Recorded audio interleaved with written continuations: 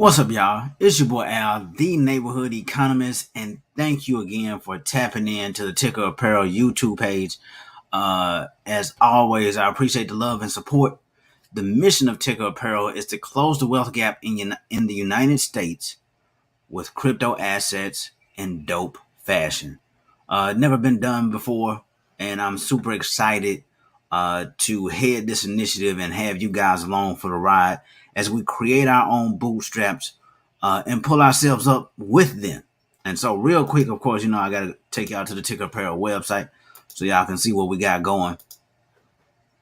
Make sure I share my screen. Okay, cool. There we go. Y'all guys should see my screen. Yeah, there it is. So this is the TICKRApparel.com website. And the way it works, guys, when you make a purchase on the website, you will receive 10% of the gross sale back in the form of Satoshis, which are fractal Bitcoins. And Bitcoin is the gold standard of the crypto space. And so we're just sticking with Satoshis right now, but we'll eventually venture out into other digital assets. So I'm super excited about that. This is the first time in history that minority groups, specifically people of color, have had the access in mass to participate in a hyper growth emerging technology and market. This is also the first time that a hyper growth appreciating asset has been easily transferable. And that's really the game changer in my mind about cryptocurrency and crypto assets, is how easily you can send it to someone. It's as easy as sending, cash via Cash App or Venmo. The thing about cash is it's deflationary, it's depreciating, right? So if you talk to your parents or your grandparents, they'll tell you like how they could buy like a loaf of bread for 5 cents or a quarter or whatever it may have been. Obviously, you're going to pay a lot more than that today. So, $1,000 or $10,000 does not have the same purchasing power that it did 50 years ago. You could buy a lot more with $50,000 50 years ago than you can today. And so that means that the dollar is actually losing its purchasing power. Whereas with Bitcoin specifically, and I'm not a Bitcoin like maximist or maximalist, where it's like I'm just pushing only Bitcoin. I'm starting with Bitcoin because it's the leader in the industry and it's the safest bet to kind of get the community going in this direction.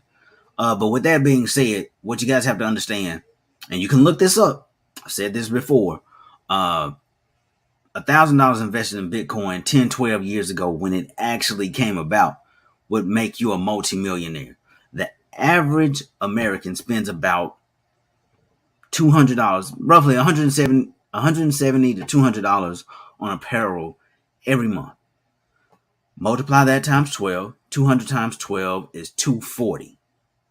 So if $1,000 would have made you a multimillionaire over 10 years, then 20% of multi-millions is at minimum going to be a couple 100,000 and possibly even a millionaire. Now, I want to be clear. I'm not guaranteeing that that's what the returns are going to be going forward, but I just want you guys to understand, number one, we're doing this with a long-term vision in mind. We also understand the power of compound interest. If you're going to get involved in this, compounding interest is how you win. I know there's a lot of traders out there. I trade some stocks, I trade some options. That's fun. I love the rush of it. I love getting in and out, but you cannot out trade compounding interest. I can tell you this: if I gave somebody $10,000 10 years ago and they traded in and out of Apple, and the person that bought Apple 10 years ago and did nothing, the person who bought Apple and did nothing would almost 100, I'm going to say 99.99% have more money and have more money than the person who was trading in and out. Just because that compounded interest, you can't beat it. The person who's trading in and out, they're not going to sell the absolute top and they're not going to buy the absolute bottom on every peak and every dip. And so that's why, we're doing this with the long term in mind. When I say long term, when you guys think about it, 5 or 10 years really isn't that long. We can hold it longer than that, but also understand that, Bitcoin has risen substantially in a short amount of time. So Just keep that in mind. There's calls out there that Bitcoin could potentially be over a million. One Bitcoin could potentially be over $1 million by 2030. It's only 8 years away. We cannot afford as a people to not be in on this. So I'm super hyped, super stoked about it. And let's get to the reason that you came here for, which is, what is a blockchain? Like, you're trying to gather the information. You're trying to see, man, exactly what's a blockchain. How does it work? What is it? What does it do? I'm trying to figure out what's going on. Glad you're here. Let's have the discussion about it. I got to share my screen again, so I'm reading exactly. I don't want to misquote anything. And so we can kind of look at that together. Let me see. Let's go to Investopedia. Definition of a blockchain. All right, cool. And I'll probably blow my screen. But let me make. Okay, hopefully y'all can see that. This is Investopedia.com. You guys can visit here yourself after the fact and look into it as well. But it gives what I think. I can be kind of a nerd about this stuff, but it gives what I think is a pretty straightforward definition. Blockchain is a distributed database that is shared amongst the nodes. Now, we had to get into some of this computer jargon about nodes. I know the question is, and I had to look at that myself, that is shared among the nodes of a computer network. As a database, a blockchain stores information electronically in a digital format. Blockchains are best known for their crucial role in cryptocurrency systems such as Bitcoin for maintaining a secure and decentralized record of transactions. That's really like the main sentence. The innovation with the blockchain is that it guarantees the fidelity and security of a record of data and guarantees trust without the need of a trusted third party. So the blockchain, so you hear about this cryptocurrency, this blockchain really has a lot to do with accounting, but there's going to be more use cases and applications beyond that. But when you hear that last sentence, I'm going to read that. The innovation of the blockchain is that it guarantees the fidelity and security of a record of data and guarantees trust without the need for a trusted third party. So basically what that means, most companies have to be audited, have to have their financials audited. On the blockchain, just like with the US government, we printed all this money. We're making up stuff, really.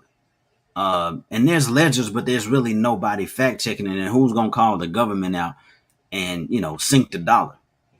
Even with some of these companies, when you think about Enron and the things that happen, I think there was even a big accounting firm that was kind of in on the Enron scandal. If you don't know what Enron is, this happened in the early 2000s. Big energy company that was cooking, quote unquote, cooking its books, had some fishy and faulty accounting, and even the auditing accounting firm was in on the whole thing. Well, with the blockchain, when you enter this stuff in this when you enter your financial data in these transactions in this financial ledger, it's going to be recorded, and you're not going to be able to go back and change it without permission of the total network. So the thing about the blockchain also is that it's decentralized, meaning no one individual has complete autonomy or authority over it. So that helps with like fraudulent activity, right? And that's super important, especially in this space as it's new and evolving. I'm sure you guys have heard a lot about companies and people having Bitcoin and other digital assets stolen from their wallet, a bunch of just weird stuff. I think there was a story that just came. Well, actually, I talked about it on another video where there was a couple that recently got arrested in New York as part of this 2016 Bitfinex exchange that blew up, where billions of dollars in digital assets were lost. But apparently they weren't lost. These people were helping funnel the money in different places, and the feds caught up with them. So they got to pay the piper on that. But again, where's the disruption in this? So some of the disruption is going to be with auditing firms and accounting firms. If the blockchain is truly doing what it's supposed to do, then you should be able to look at the electronic ledger and see that everything is lines up and is correct. Now, am I saying that third accounting, auditing, and accounting firms will go away? No. But there's gonna definitely be some disruption there based on the blockchain's capability and capacity. Let me look at something here. So there was a couple of key takeaways. And again, you guys can go to investopedia.com and look at this as well yourselves. But one of the ones I'm gonna start down here because I thought this was a good one, and I just spoke to this. So in Bitcoin's case, one of the key takeaways is that the blockchain is used in a decentralized way, so that no single person or group has control. Rather, all users collectively retain control, and that's the case with a lot of these cryptocurrencies, and that's what's deemed the beauty of the cryptocurrency. It's decentralized, and in a free market economic system, free market capitalism, I should say, economic system like the one we have in the U.S. That's what you. It's not that you don't want any government and any laws, but what you don't want is heavy-handed or an authoritarian to come and like dictate winners and losers. You want to make sure things are being policed and people aren't being taken advantage of, but people need to be allowed to, play the game and win and lose at their own peril. So that's what the blockchain does. It kind of automatically has that integrity baked into it because all parties who are participating have a say so before anything is changed on the actual blockchain. Again, the blockchain is basically just an electronic ledger. So I'm not an accountant, but if you can think from an accounting perspective, if you've ever heard the word general ledgers and these entries that accountants have to make within corporations or their own companies, then that this is being done electronically, and now you shouldn't be able to cook the books and come up with phony accounting. That last takeaway, I lost my mouse. I'm feeling for it and know where it was. The last takeaway was decentralized blockchains are immutable, which means that the data entered is irreversible. I talked about this. For Bitcoin, that means that the transactions are permanently recorded and viewable by everyone. So meaning, if we transact something in Bitcoin, when I send you guys, when you go to TICKRAPPAREL.com and you purchase your premium TICKR Apparel t-shirt, whether it's the one that I got on, the TSLA off the grid tee, or you go get the digital gold tee, then when I send you guys the Satoshis, that's gonna be it's gonna be recorded on the blockchain and basically viewable for anybody to see that I sent that to you. Now it won't say like on Cash App or Venmo where it says it'll have my name, whatever my username is, and it'll show that I sent the money to you. However, you'll be able to see that I sent it from, a certain wallet. So that type of thing. And you still wouldn't know it was my wallet unless you did some more investigating. And generally speaking, that stuff is kind of hard to just track. And that's the point of it. People want to gain back control of their privacy and not anonymity, but still, if you have any kind of electronic advice, things aren't private anymore. But to the extent that we can operate in this electronic world without having to agree to every term and condition of every app, which is basically asking for permission to look through your entire phone. The blockchain is gonna allow us to regain some of that privacy back. Of course, depending on what kind of phone you got. I know Apple put some measures in place to try to prevent all of that stalking and following from some of these companies. But in any event, that's kind of the short and skinny of it. How does this help us as users of the blockchain, as users of cryptocurrency, and with our information being stored there? Again, we get to regain privacy, which we didn't have, which we've slowly given up for convenience. So we'll still be able to have some convenience and some privacy. Any transaction is going to be recorded, so you won't need receipts Like, oh, I just bought this from Walmart and I threw the receipt away in the trash, and now, you know, Walmart will give you a gift card. If they start accepting Bitcoin or whatever Walmart coin, whatever they have, if it's stored on the blockchain and you show what your wallet address is, whatever, they'll be able to see, like, oh, okay, yeah, we still get purchased. Like, you won't even need a receipt. The blockchain is going to do and take care of all that. There's other applications that people have been kicking around about the blockchain in terms of electronic recording. So for most of us, if you have a vehicle, you had to have a title for the vehicle.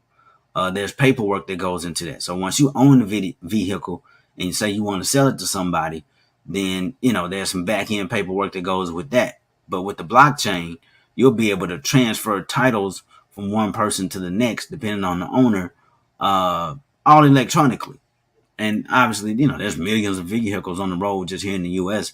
Forget what's happening in the rest of the world. So that's huge potential in terms of excuse me, disruption of the blockchain,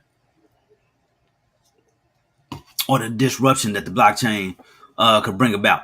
So that's huge. Try not to overcomplicate this, but basically the blockchain is just an electronic accounting general ledger, or ledger, which is, I'm not going to say general ledger, but it's an electronic ledger that is immutable and irreversible, meaning you just can't go in and change stuff on it. It's not owned by one single person.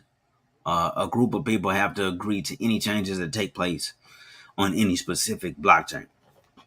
So, to the extent that's huge. It's for everyone, especially huge, I believe, for Black folks. When you think about, politicians and everything else, and people not delivering on promises that have been made for years and years. Once you kind of, have these smart contracts, and I'll go into what that is on another video, but you can put the parameters in place before you start dealing and doing business. And then once you start doing business, it's going to be on the blockchain that no one person can control. And now we have more privacy and more accountability taking place, and more trust taking place all at the same time. So it's really a beautiful cocktail of economic growth. And so that's why we have to be a part of it. But that's basically what the blockchain is, guys. I try not to overcomplicate it and make it too much, but that's what it is. That's how it works. That's how it's going to help us. And hopefully you guys found some great value in this. Please like and subscribe to the channel if you found some value. Again, I appreciate y'all tapping into the TICKR Apparel excuse me, YouTube channel. Don't forget to go to tickerapparel.com and purchase one of the four. Actually, purchase one of each premium tees today. We got some more coming. Again, the mission of TICKR Apparel, y'all, is to close the wealth gap in the United States through crypto assets and dope fashion and apparel. Never been done before, and I'm super excited about it. So again, man, until the next video, I appreciate the love and support. Y'all make sure y'all share this with friends and family so they know what we got going on, so we can all get on the same page, get our bootstraps, and pull ourselves up, man. Love y'all.